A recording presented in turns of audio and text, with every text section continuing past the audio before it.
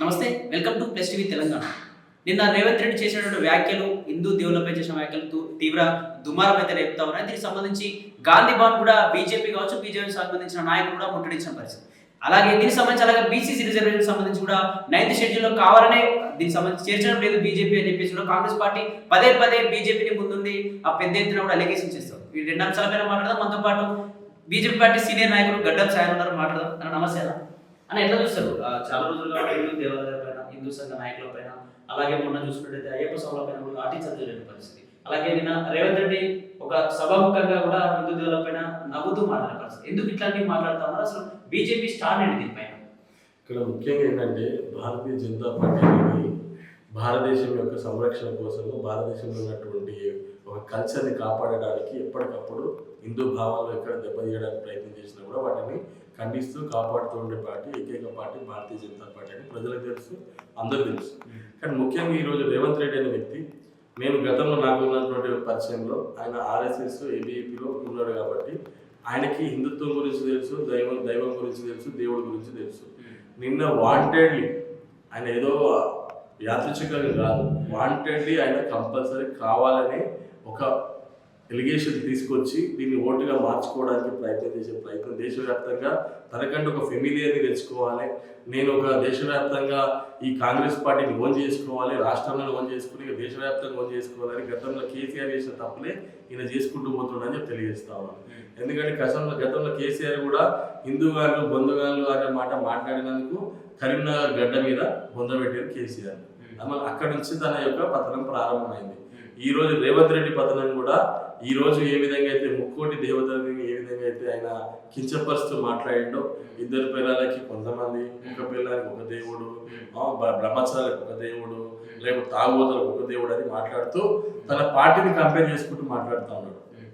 తప్పకుండా ప్రకృతి అనేది ఒకటి ఉంటుంది. ఆ దేవతలే ఈయన చేస్తున్న అరాచకాన్ని తట్టుకోలేక, ఈయన చేస్తున్నటువంటి భాగవతాలు తట్టుకోలేక ఆ దేవతలే ఈయనకి ఒక శాప రూపంలో ఆయన నోటితో పలికించారని నేను అనుకుంటా ఉన్నాను. డెఫినెట్గా ఈయన యొక్క అరాచకాలు అన్నీ బయటకు వస్తాయి, ఈయన చేసిన పనులన్నీ కూడా బయటకు వస్తాయి. తప్పకుండా మళ్ళీ ఇదే ప్రజలు రేపు ఈయన బొందబెట్టి ఆ చేను నుంచి కింద కూర్చోబెడతాడు. అహంకారాన్ని తగ్గించుకొని, ఆ కళ్ళు నెత్తికెక్కినట్లే ఆయన తగ్గించుకొని కింది దింపుకొని ఒకసారి దేవుళ్ళని నేను ఏం మాట్లాడినా క్షమించండి నన్ను అని ఒక మాట అనకపోతే మాత్రం దీని యొక్క రూపం చాలా విశ్వరూపంలో అలా చూపించే ప్రయత్నం ఉంటుంది. ఎందుకంటే ఇదొక్క విషయమే కాదు, పెద్దమ్మ గుడి విషయంలో ఎవరు మాట్లాడరు, ముత్యాలమ్మ గుడి విషయంలో ఎవరు మాట్లాడరు, ఇంకొక ఆంజనేయ స్వామి మీద మూత్రం పోస్తే కూడా ఎవరు మాట్లాడరు, ఆంజనేయ స్వామిని కాళ్ళతో తనినా ఎవరు మాట్లాడరు. ఎక్కడ చర్య తీసుకొని కనీసం వాళ్ళు పట్టుకొచ్చి లోపడేసిన దాఖలా కూడా ఈ రోజు వరకు లేదు. అంటే అక్కడ స్వాములు వెళ్ళేసి అక్కడ ఉన్నటువంటి ఒక డీసీపీ అతి ఉత్సాహంతో మెమో ఇస్తే దాన్ని అడగడానికి డీజీపీ ఆఫీస్కి పోతే అక్కడ లాఠీ చార్జ్ ఎదురు దాడి చేస్తారు. అంటే ఏంది అసలు ఏం చేయబోతున్నారు, ఏం సంకేతం ఇద్దాం అనుకుంటున్నారు మీరు? అంటే మీకున్నటువంటి మైనారిటీ ఓట్లకి మేము పడడానికి చేసినటువంటి ప్రయత్నమా, లేకపోతే ఆనాడు రాజీవ్ గాంధీ ఆయన ఒక ముస్లిం పుట్టినైనా, ఈమె అక్కడి నుంచి వచ్చిన ఇటలీ ఆమె ఒక క్రిస్టియన్ పుట్టిన ఆ మైనారిటీలను మీరు ఓట్ చేసుకోవడానికి చేస్తున్నటువంటి ప్రయత్నమా? అసలు ఏం చేయాలనుకుంటారు వాళ్ళు? వాళ్ళు అక్కడ ఉన్నటువంటి నీకు ఏమైనా కాంగ్రెస్ పార్టీలోకి పోయిన తర్వాత నీకు ఆ యొక్క నీళ్లు పడి అక్కడ ఉన్నటువంటి పరిస్థితులు అన్నీ అనుభవించి ఆ యొక్క క్రిస్టియన్ మైనారిటీ ఆలోచన ఉద్దేశంతో మైనారిటీ వచ్చి అదే ఆలోచనతో నువ్వు ఈరోజు ప్రయత్నం చేస్తా ఉన్నావా? ఏం చెప్పాలనుకుంటున్నావు అసలు ప్రజలకి? అసలు ఎందుకు ఈ మాట మాట్లాడాల్సి వచ్చిందో మళ్ళీ ఆయన రేవంత్ రెడ్డి అనే వ్యక్తి వివరణ ఇచ్చి క్షమాపణ చెప్పకపోతే తప్పకుండా దీని పరిణామం చాలా తీవ్రంగా ఉంటుందని చెప్పి తెలియజేస్తాం. ఇక్కడ ఎప్పుడు కూడా ముస్లింల పైన కావచ్చు, మసీదుల పైన కావచ్చు, ఎవరు దానిపైన మాట్లాడిన పరిస్థితి. కానీ ఎప్పుడైనా హిందూ దేవుల పండుగలు వచ్చినా, హిందూ గుళ్ళైనా కూడా ఆంక్షలు ఉంటాయి. గణపతి పండుగ వచ్చిన ఆంక్ష, వినాయక చవితికి సంబంధించి హనుమాన్ శోభయాత్ర వచ్చిన ఆంక్ష, ఇట్లాంటి ఎందుకు హిందూ దేవాలయాల పైన ఇప్పుడు కూడా మైనార్టీలపై ఎప్పుడైనా స్వేచ్ఛ ఇస్తారు. వాళ్ళకి సంబంధించి ముందు రోజు 2 రోజులు కూడా ఆర్డర్ ఇచ్చిన పరిస్థితి. ఎందుకు హిందువుల పైన ఎందుకు వివక్ష చూపిస్తా ఉన్నారు కాంగ్రెస్ పార్టీ? నేను ఇంకో మాట చెప్తున్నాను, చాలా మంది సోషల్ మీడియాలో కూడా చూస్తున్నా, రేవంత్ రెడ్డి ఈరోజు నువ్వు మా మతాన్ని తిట్టినావు కదా, ఇంకో మతాన్ని తిట్టగలుగుతావా, ఆ మతాన్ని మైనార్టీలను అనగలుగుతావా అని అంటున్నారు. అది కూడా తప్పే నేను మాట్లాడేది. ఎందుకంటే మన మతాన్ని తిట్టుమని మనమే ఎంకరేజ్ చేస్తున్నట్టు కదా, ఇంకో మతాన్ని తిట్టగలుగుతావా అంటే ఏ మతాన్ని తిట్టాల్సిన అవసరం లేదు. భారతీయ జనతా పార్టీ ఎప్పుడు కూడా ఒక మతాన్ని ఎప్పుడూ వ్యతిరేకించలేదు, పార్టీలను వ్యతిరేకిస్తుంది. కాంగ్రెస్ పార్టీ విధానాన్ని వ్యతిరేకిస్తుంది, ఎంఐఎం పార్టీ విధానాన్ని ఎప్పటికప్పుడు కట్టుబంధం చేస్తూ ఉంటుంది. ఇక్కడ విషయం ఏంటంటే పార్టీలో ఉన్నటువంటి వాళ్ళ యొక్క విషయాలని ఎప్పటికప్పుడు తూచా తప్పకుండా అబ్జర్వ్ చేస్తూ వాటి యొక్క ఖండించేటువంటి పార్టీ భారతీయ జనతా పార్టీ.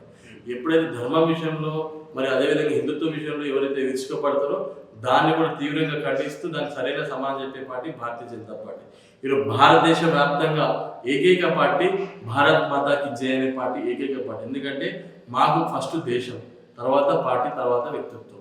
మేము భారతదేశంలో మాకు అమ్మ ఎవరు అంటే భారత్ మాత అంటాం, మా దేవత ఎవరు అంటే భారత్ మాత అంటాం. కాబట్టి భారతదేశంలో ఇలాంటి అరచకాలు ఎక్కడ జరిగినా కూడా భారతీయ జనతా పార్టీ ఉంటుంది.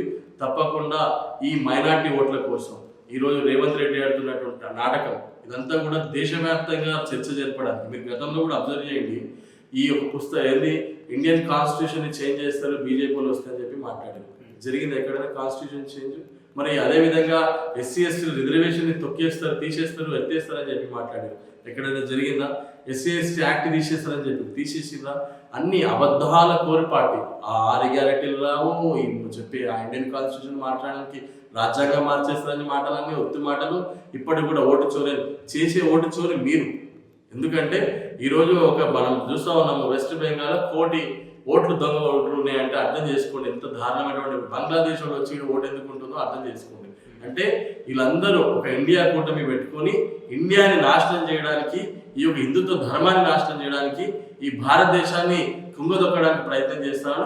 కానీ ఒక దిగ్గజం, ఒక బీసీ బిడ్డ నరేంద్ర మోడీ దేశం కోసం మాత్రమే కష్టపడేటువంటి ఏకైక వ్యక్తి, భారత మాత యొక్క ఒడిలోనే తన ప్రాణాలు అర్పిస్తున్నటువంటి గొప్ప నాయకుడు. కాబట్టి ఆ భారత మాత కోసం ఎనలేని సేవ చేస్తున్నటువంటి వ్యక్తి, ఆ బలమైనటువంటి నాయకుడు ఉన్నాడు. కాబట్టి ఈరోజు భారతదేశం అంతా కూడా సస్యశ్యామలంగా ఎలాంటి పేర్లు, ఎలాంటి బాంబులు వెళ్ళకుండా, ఎలాంటిది ఏం జరగకుండా ఇది కొనసాగుతుందంటే అది నరేంద్ర మోడీ గారి నాయకత్వం అని తెలియజేస్తా ఉన్నాను. దయచేసి రేవంత్ రెడ్డి గారు ముందుకు వచ్చి దీన్ని ఎందుకు అనాల్సి వచ్చిందో వివరణ ఇచ్చి క్షమాపణ చెప్పాలని మళ్ళీ కోరుతాము. అంటే ఇక్కడ జిహెచ్ఎంసీ ఎలక్షన్స్ రాబోతున్నాయి, అలాగే స్థానిక సంస్థల ఎలక్షన్ రాబోతున్నాయి. కాబట్టి కావాలనే ఏదో ఒక ఇష్యూ, ఒకప్పుడు జూబ్లీహిల్స్ ఎలక్షన్ ఉన్నాయి కాబట్టి జూబ్లీహిల్స్ పెద్ద ఇష్యూ తీసుకున్నారు. అలాగే ఇప్పుడు కూడా ఈ ఎలక్షన్స్ ఉన్నాయి కాబట్టి ఎలక్షన్ లో బీజేపీ ముందంజలు ఉండడం కోసం కావాలనే మత కలవలు, మత విద్వేషాలు రెచ్చగొడతా ఉన్నారని చెప్పేసి కాంగ్రెస్ పార్టీ నాయకులు మాట్లాడతారు. ఏం చెప్తారు? నేను ఒకటి చెప్తానండి, మాకు జూబ్లీహిల్స్ లో మేము గులగొట్టింది కాదు, అది మీరు బహిరంగంగా చూసిండ్రు. ఎక్కడ మత కళలు ఎవరు సృష్టిస్తారో అందరికీ అర్థమవుతుంది, ప్రజలకు అర్థమవుతుంది. ఎందుకంటే నెక్స్ట్ డే మాతో పాటు ప్రజలు కూడా పాల్గొంటారు కదా. ప్రజలు తప్పకుండా ప్రతి సమస్యలో ప్రజలు ఉన్నప్పుడే మేము ఉంటాం అక్కడ. ఏదో మా వ్యక్తిగతంగా మేము వెళ్ళి అక్కడ ఇష్యూని క్రియేట్ చేసింది ఏది ఉండదు. ప్రజలు మన దగ్గరికి వచ్చినప్పుడు ఆ బాధను మనతో చెప్పుకున్నప్పుడే ఆ ప్రజల ఇష్యూస్ మనం పాల్గొనే ప్రయత్నం చేస్తాము, అక్కడ ఉన్నటువంటి ధర్మాన్ని కాపాడే ప్రయత్నం చేస్తాము. నేను ఒకటి అడుగుతా ఉన్నాను, ఈరోజు కాంగ్రెస్ పార్టీలో హిందువులు లేరా? అక్కడ ఇంకా స్టేజ్ మీద కూర్చొని సప్పట్లు కొడుతుంది ఆమె, ముఖం సరిగ్గా కనిపిస్తలేదు ఎవరు ఆమె, కానీ సప్పట్లు కొట్టుకుంటూ ఆనందపడతా ఉంది. రెండో విషయం అడుగుతా ఉన్నాను, ఈ కేసీఆర్ చెప్పుకునే కుటుంబము, ఈ కవిత కానీ, హరీష్ కానీ, కేటీఆర్ కానీ, పద్మరావు గౌడ్ గారు కానీ, శ్రీనివాస్ గౌడ్ గారు కానీ, తలసాని శ్రీనివాస్ యాదవ్ కానీ హిందువులా కాదు? ఆన్సర్ చెప్పాలి. ఎందుకంటే ఈ రోజు రేవంత్ రెడ్డి చేసిన వ్యాఖ్యల మీద ఎందుకు వీళ్ళు ప్రెస్ మీట్ పెడతలేరు? ఎందుకంటే వాళ్ళకు కూడా ముస్లింల ఓట్లు కావాలనే ఉద్దేశంతో చేస్తున్నటువంటి ప్రయత్నం. నేను అడుగుతా ఉన్నాను, ముస్లింలలో కూడా ఎంఐఎంని వ్యతిరేకిస్తున్నటువంటి ముస్లింలు అనేక మంది ఉన్నారు. కాబట్టి మీరు ఇప్పటికైనా మేలుకోండి. ఏదో ఓట్ల రాజకీయం చేయడానికి, ఇంకా ముస్లింలు ఇతర మతాలు మనం కించపరుస్తున్నా కూడా, మీరు ఓట్ల కోసం హిందువులను తిడుతున్నా కూడా భరించుకుంటూ ఉండేటువంటి రెండా పనులు చేయకండి. మొగతనంగా బయటికి రండి. మా యొక్క హిందువుల జోలికి వస్తే ఊరుకోమన్నటువంటి పార్టీకి రేపు కంకణం కట్టబోయే పరిస్థితి ఉంటుంది. దయచేసి అర్థం చేసుకోవాలి, ఇక్కడ ఏ మతాల్లో తిట్టడానికో, లేకపోతే ఏ కులాల్లో తిట్టడానికో, లేకపోతే ఏ ఒక్క మతాన్ని కించపరచడానికో మాట్లాడట్లేదు. దయచేసి అర్థం చేసుకోవాల్సింది ఏంటంటే, ఒక హిందూ భావజనాన్ని తిడుతున్నప్పుడు, హిందూ భావజనాన్ని కించపరుస్తున్నప్పుడు అన్ని పార్టీలు ఏకంగా మాట్లాడాల్సిన అవసరం ఉంది. ఈ రోజు నిజంగా కూడా కేటీఆర్ కానీ, హరీష్ కానీ, కవిత కానీ ఈ విషయంలో స్పందించకపోతే తప్పకుండా అందులో ఉన్నటువంటి హిందువులు కూడా, ఆ పార్టీలో ఉన్నటువంటి హిందువులు కూడా సిగ్గుచేటుగా భావించి వాళ్ళని ప్రశ్నించకపోతే మీకు కూడా హిందువులను చెప్పుకోవడానికి అర్హత ఉండదని చెప్పి తెలియజేస్తాం. రైట్, థ్యాంక్ యూ అన్న. ఇది ఇక్కడ పరిస్థితి ఏంటంటే, ఏదైతే హిందువులపై చేసినటువంటి వ్యాఖ్యలు ఖచ్చితంగా రేవంత్ రెడ్డి వెనక్కి తీసుకొని, ఈ బీజేపీ కూడా ఎప్పుడైనా హిందువుల పక్షపాతిగా ఉంటుంది, హిందువులకు ఎప్పుడు ఎక్కడ అన్యాయం జరిగిన వాళ్ళకి తోడ్పాటుగా ఉంటుంది తప్ప ఎప్పుడు ఎలక్షన్స్ కోసం కావచ్చు, ఎప్పుడు వీటి కోసం ఎప్పుడు పోరాటం చేయలేదు, కష్టపడలేదు అని చెప్పేసి కూడా దీనికి సంబంధించి సాయికిరణ్ గారు చెప్తున్న పరిస్థితి. మరిన్ని అప్డేట్స్ కోసం చూస్తూనే ఉండండి plus TV Telangana. Thank you.